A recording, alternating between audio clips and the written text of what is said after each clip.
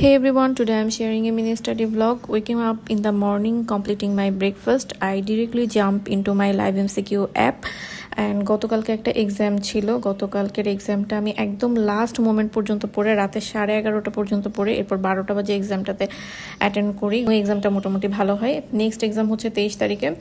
তো 23 তারিখের এক্সামের জন্য আমি আজকে 20 তারিখ থেকে 23 তারিখ পর্যন্ত এই বড় রুটিনটাকে কিভাবে ছোট ছোট পোর্শনে ভাগ করা যায় সেটা একটু করার চেষ্টা করছিলাম। এখানে FFP মিন্স প্রথম দুইটাতে আই ফেইলড অ্যান্ড থার্ডটাতে আই গট পাস।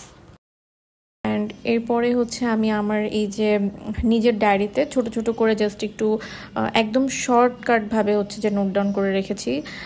সো যেহেতু আমার কাছে যে রুটিন প্রিন্ট করাই আছে তা এই কারণে আমাকে ভালো করে পুরোটা লিখে রাখতে হবে না, জাস্ট শর্টকাট করে আমি ওই বড় রুটিনকে কীভাবে ছোট ভাগে ভাগ করছি সেটা একটু লিখে রাখছি।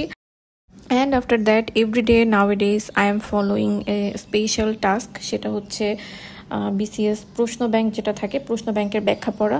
এতদিন পর্যন্ত আমি শুধু প্রশ্ন পড়তাম, প্রশ্নের উত্তরগুলো পড়তাম। আমার হচ্ছে 46 থেকে শুরু করে দশম BCS পর্যন্ত প্রশ্নগুলো অনেক ভালো করে কয়েকবার পড়া হয়ে গিয়েছে। সো প্রশ্ন রিপিট হলে ডেফিনেটলি প্রশ্ন মিস হওয়ার সম্ভাবনা কম, কিন্তু প্রশ্নের ব্যাখ্যা থেকে অনেক বেশি প্রশ্ন আসে।